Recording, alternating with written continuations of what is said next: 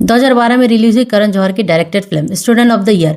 यह करण जौहर की fifth directed film थी और इस फिल्म को काफी अच्छा रिस्पांस मिला था बॉक्स ऑफिस पर। लेकिन अब यह फिल्म एक ही नजर से देखी जाती है, the launch of nepo kids. Mind you, ये फर्स्ट टाइम था जो करण जौहर ने अपनी फिल्म में सेलिब्रिटीज के बच्चों को लॉन्च किया था। The famous director David Dhawan के बेटे वरुण धवन और फिल्म मेकर महेश भट्ट की बेटी आलिया भट्ट इस फिल्म से लॉन्च हुए थे। और जनता ने करण जौहर की इस फिल्म को काफी ज्यादा ट्रोल किया था for unrealistic views of school, फालतू ड्रामा, उन लोगों को चांस देना जिनका बस मेरिट ये है कि वो स्टार किड्स हैं। अब स्टूडेंट ऑफ ईयर को रिलीज हुए ऑलमोस्ट 13 साल हो चुके और इन सालों में इन तीनों एक्टर ने खुद को प्रूव करके दिखाया है कि ये अच्छे एक्टर हैं, मेहनत कर सकते हैं। स्पेशली वरुण धवन ने खुद को काफी अच्छे से प्रूव किया है, चाहे वो आज भी कभी कभी ट्रोल होते हैं। लेकिन अगर इन सब में सबसे ज्यादा हिट किसी को मिलता है वो है आलिया भट्ट। लेकिन ऐसा क्यों, आज हम बात करेंगे इस वीडियो में, why people hit Alia Bhatt. तो वीडियो शुरू होने से पहले मेरे चैनल स्पिल विद मी को जरूर सब्सक्राइब कर लेना, क्योंकि ऐसे वीडियोज मैं तुम्हारे लिए लाती रहूंगी। आलिया भट्ट सिर्फ 19 साल की थी जब वो स्टूडेंट ऑफ द ईयर में डिबेट किया था। अब कहा जाता है कि आलिया के कैरेक्टर के रोल के लिए आलिया के साथ साथ 500 लड़कियों ने ऑडिशन दिया था और इवेंचुअली रोल के लिए आलिया भट्ट को फाइनल किया गया, which is hard to believe. Alia ने एक इंटरव्यू में कहा था कि उनके बचपन का ड्रीम था कि वो एक एक्टर बने, क्योंकि उनकी पूरी फैमिली फिल्म्स के अराउंड थी। Honestly speaking, when you wake up every morning knowing that when you were barely 3 or 4 years old, the only thought you had in your head was to be in that idiot box. And then you're finally doing it. I think you don't need any more. इनके father Mahesh Bhatt एक famous film maker है, mother Soni रजान एक actor है, बहन पूजा भट्ट भी एक actor है। तो आलिया का ड्रीम सेट हो गया कि उन्हें एक एक्टर बनना है, तो जाहिर सी बात है student of the year was a huge deal for her. इस मूवी से आलिया भट्ट काफी पॉपुलर हुई, लेकिन इनके कैरेक्टर को काफी कम लोगों ने पसंद किया। फिल्म में इनका रोल काफी ज्यादा ऑकवर्ड था। She was just shown to be a fashion addict, और वो बिकनी वाला सीन आज भी ऑकवर्ड लगता है। काफी लोग कह रहे थे कि आलिया भट्ट कभी खुशी कभी गम वाली करीना कपूर को इम्प्रेशनेट करने की कोशिश कर रही थी। तो आलिया का फर्स्ट इंप्रेशन अच्छा नहीं रहा। Again there was a room for improvement, क्योंकि ये उनकी फर्स्ट फिल्म थी। लेकिन आलिया की इमेज पर दाग तब लगा जब वो अपने को स्टार वरुण धवन और सिद्धार्थ मल्होत्रा के साथ अपनी फिल्म के डायरेक्टर करण जौहर के शो कॉफी विद करण में गई। कॉफी विद करण के एक एपिसोड में सब नॉर्मल था जब उनसे पूछा गया प्रेसिडेंट ऑफ इंडिया का नाम, जिस पर आलिया ने फुल कॉन्फिडेंस में जवाब दिया। Who is the president of India? Manmohan Singh. Pranab Mukherjee.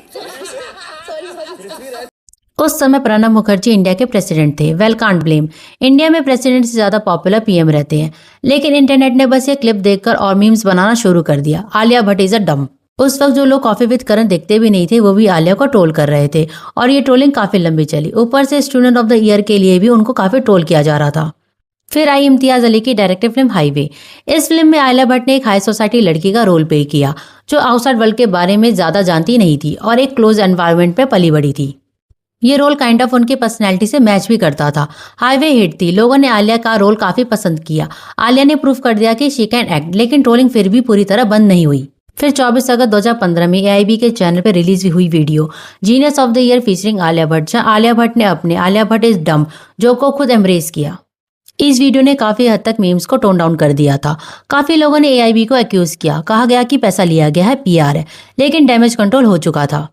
अब despite the hit Alia Bhatt को काफी ज्यादा अच्छे रोल मिले। 2 स्टेट्स, हम्प्टी शर्मा की दुल्हनिया, राजी, कपूर एंड सन, उड़ता Punjab, dear Zindagi, Gully boy, Gangubai Kathiawadi, Rocky and Rani. लोगों ने आलिया भट्ट को पहले फिल्म से जज किया था, अब लोगों का ओपिनियन चेंज होता दिखा, क्योंकि आलिया भट्ट ने अपने काम से प्रूव किया कि she can act and she is here to stay. फिर पूरा बॉलीवुड कंट्रोवर्सी के पहाड़ के बीच में आ गया जब 14 जून 2020 को सुशांत सिंह राजपूत पास्ड अवे। लोगों को लगा उन्होंने ऐसा क्यों किया। वो एक अच्छे एक्टर थे, वो एक इंटेलिजेंट पर्सन थे और वो काफी खुश रहते थे। फिर इसके बाद स्पेकुलेशन आने लगे, इसके पीछे बॉलीवुड के बड़े लोगों का हाथ है। इसके बाद पूरा बॉलीवुड कंट्रोवर्सी में आ गया।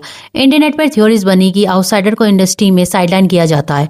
इंटरनेट पर थ्योरीज बनने लगी कि इसके पीछे करण जौहर का हाथ है, जहां बोला गया करण का डायरेक्ट इन्वॉल्वमेंट तो नहीं है, but he put Sushant into depression. कहा जाता है सुशांत ने YRF के साथ मल्टी मूवीज की डील की थी, बट जो उन्हें स्क्रिप्ट मिलती थी वो कुछ खास नहीं होती थी, जिसकी वजह से सुशांत ने उन्हें रिजेक्ट कर दिया। ये देखते हुए YRF के प्रोड्यूसर ने सारे प्रोडक्शन हाउस को कह दिया सुशांत को बाइकआउट करे, जिसके कारण सुशांत के हाथ से काफी प्रोजेक्ट निकल गए। सुशांत को बॉलीवुड सर्कल से अलग कर दिया गया। अब लोगों का कहना है इसमें हाथ करण जौहर का इसलिए है क्योंकि सुशांत की फिल्म ड्राइव सीधा नेटफ्लिक्स पर रिलीज हुई, जो कि धर्मा प्रोडक्शन की मूवी थी, और ना ही इस मूवी का कोई प्रमोशन हुआ। अब सुशांत के पास कोई मूवी नहीं बची थी। फिर हम जानते हैं आगे क्या हुआ। अब इन सब में आलिया को हिट क्यों मिला? इस इंसिडेंट के बाद मीडिया बॉलीवुड को बुरी तरह से बैश करने लगा। जो भी एक्टर फिल्म मेकर से रिलेटेड थे, इंटरनेट उनकी जान के पीछे पड़ गया, जिसमें से उनके सामने आए आलिया भट्ट। आलिया भट्ट ने सुशांत सिंह के डेथ पे एक ट्वीट किया था। फिर उसके बाद आलिया भट्ट का कॉफी विद करण का एक क्लिप वायरल हो गया।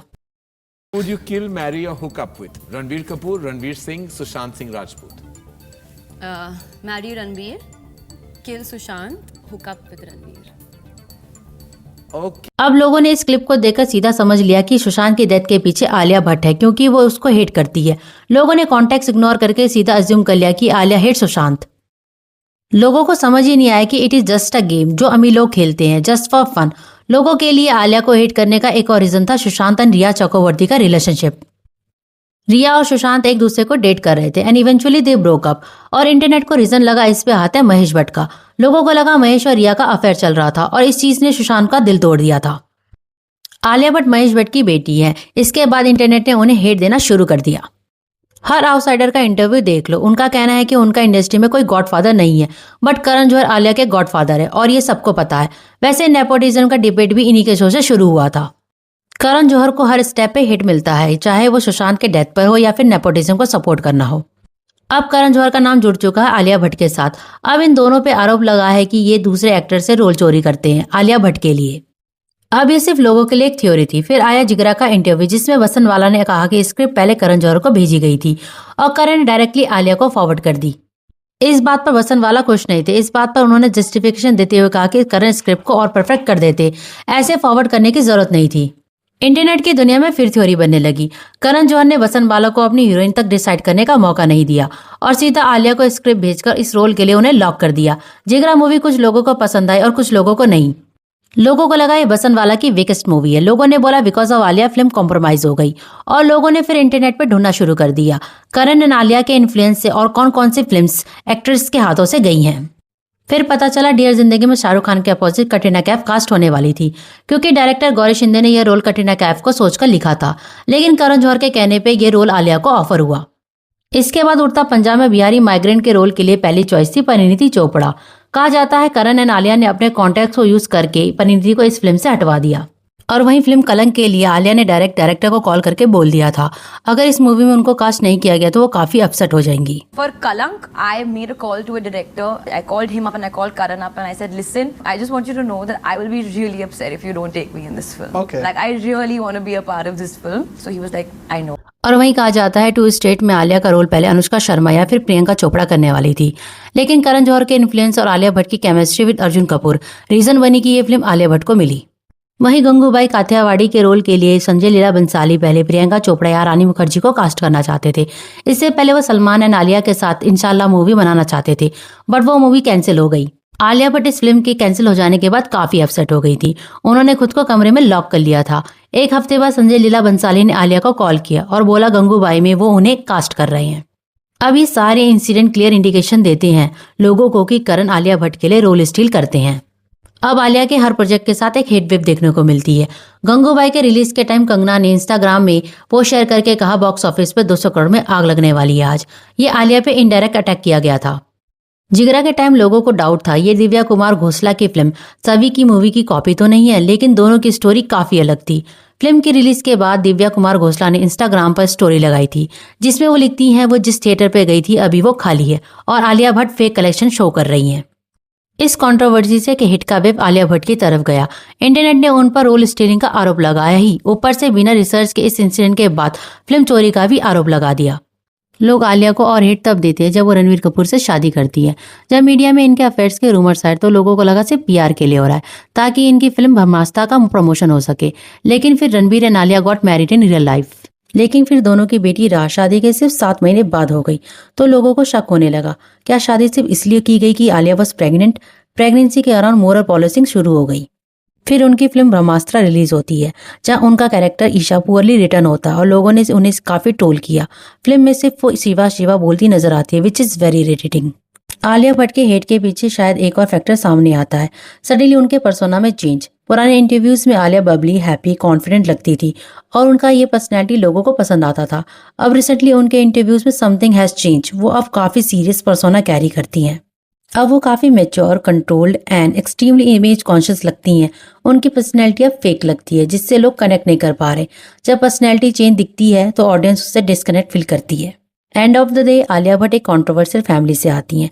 उनके पास एक स्ट्रॉन्ग मेंटर है, उन्हें अपॉर्चुनिटीज मिलती है। फिल्म इंडस्ट्री कोई गवर्नमेंट जॉब नहीं है, यहाँ नेटवर्क मैटर करता है, नेपोटिज्म कॉम्प्लिकेटेड है। तो तुम्हारा क्या ख्याल है, आलिया भट्ट को इतना हिट क्यों मिलता है? क्या वो ओवररेटेड है या फिर क्रिटिसिज्म जस्टिफाइड है? कमेंट सेक्शन में कमेंट करके ज़रूर बताना। वीडियो पसंद आई हो तो लाइक करना, चैनल पर नहीं हो तो सब्सक्राइब करना। हम मिलते हैं अगली वीडियो में, तब तक के लिए टेक केयर।